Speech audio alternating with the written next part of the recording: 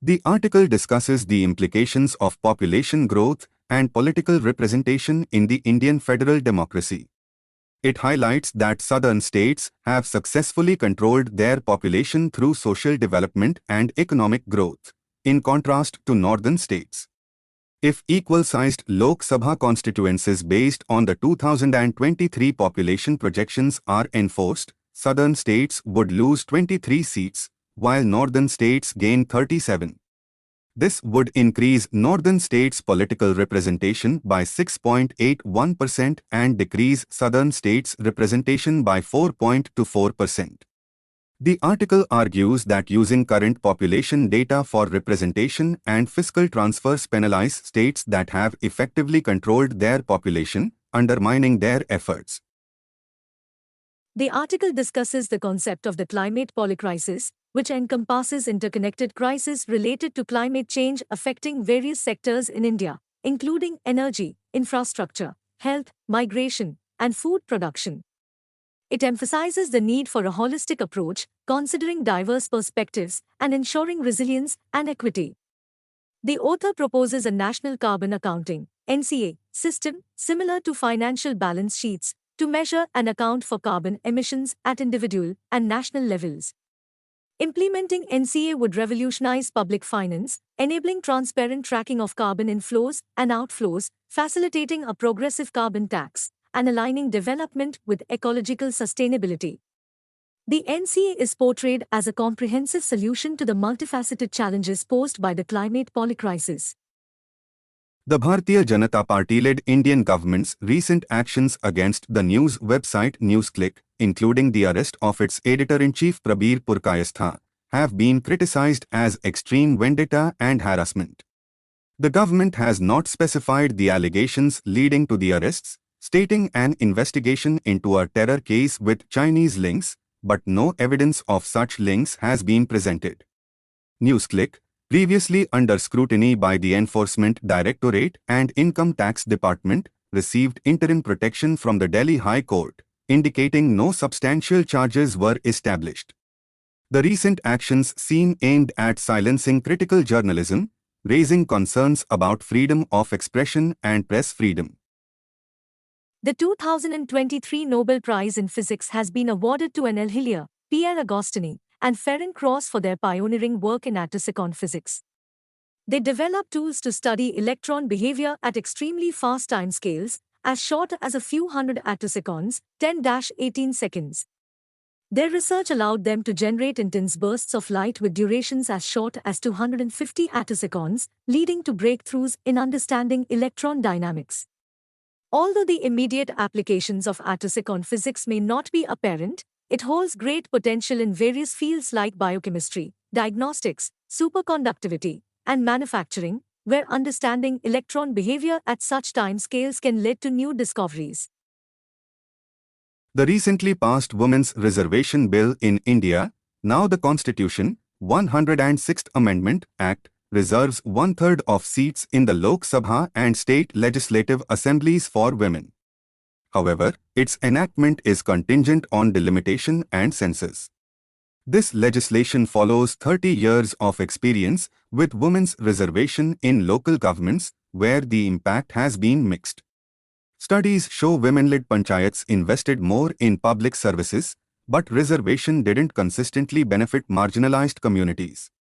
The new law, introduced hastily, lacks a comprehensive analysis of the local reservation system. It's also tied to contentious delimitation plans, potentially complicating implementation despite widespread parliamentary support. Mirwaiz Umar Farooq, a prominent separatist leader in Kashmir, was released after over 4 years of house detention, marking a significant shift in the Indian government's approach to Kashmiri separatist politics. Mirwaiz, the chief cleric of the Kashmir Valley, was allowed to deliver sermons, indicating a concession to separatist politics. This move follows the BJP-led government's strategy to sideline separatist leaders after the abrogation of Article 370 in 2019. The release may indicate a potential shift towards dialogue and reconciliation, but the situation remains uncertain as Kashmir continues to navigate its political landscape. The 2023 monsoon season in India, which spans from June to September, has concluded with a mix of dry and wet periods. The India Meteorological Department, IMD, attributed deficient rainfall in certain periods to the El Niño climate pattern, which leads to below normal monsoon rainfall.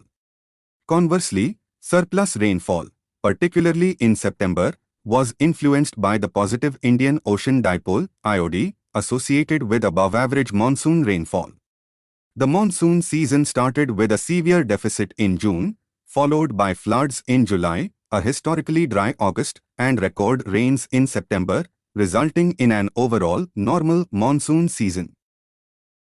Bihar's 2022 caste-based survey, published on 2nd October, reveals that extremely backward classes, EBCs, and other backward classes, OBCs, constitute nearly 63% of the state's population, making it the largest caste group. The EBCs, with 112 castes, represent 36.01%, while OBCs, with 29 castes, account for 27.12%. The Yadavs dominate the OBC group with a 14.26% share. Scheduled castes make up 19.65%, and the general unreserved population is 15.52%. The report is expected to increase the reservation quota in Bihar based on population proportions, impacting political strategies and demands, particularly concerning the Women's Reservation Act. Republican Speaker of the U.S. House of Representatives, Kevin McCarthy, was ousted from his position by hardliners within his party. This move reveals deep divisions within the Republican Party, particularly between those supporting former President Donald Trump and those adhering to traditional conservatism. McCarthy faced resistance from his party, evidenced by the 15 voting rounds required for his appointment as Speaker. He struggled to balance moderacy and cooperation with Democrats, which angered extremists. Florida Republican Matt Gaetz utilized a rare procedural tool to end McCarthy's tenure. This development could impact Republican prospects for the 2024 presidential election.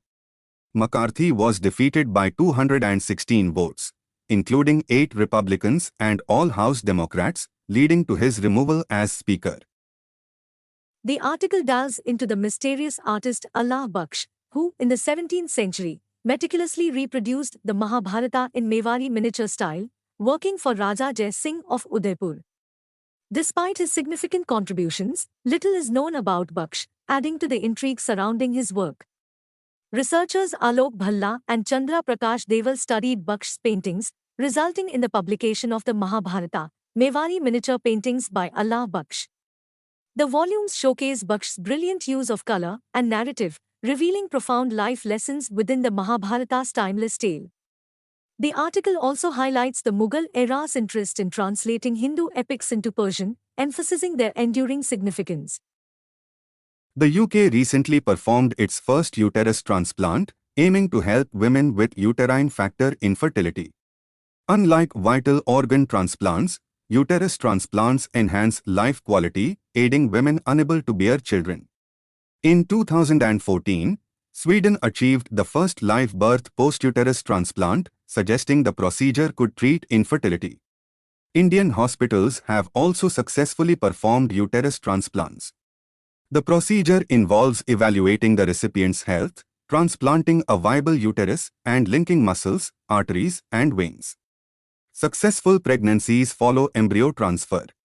However, recipients need immunosuppressant drugs, and researchers are exploring bioengineered uteri to eliminate donor issues, although these advancements are still in early stages.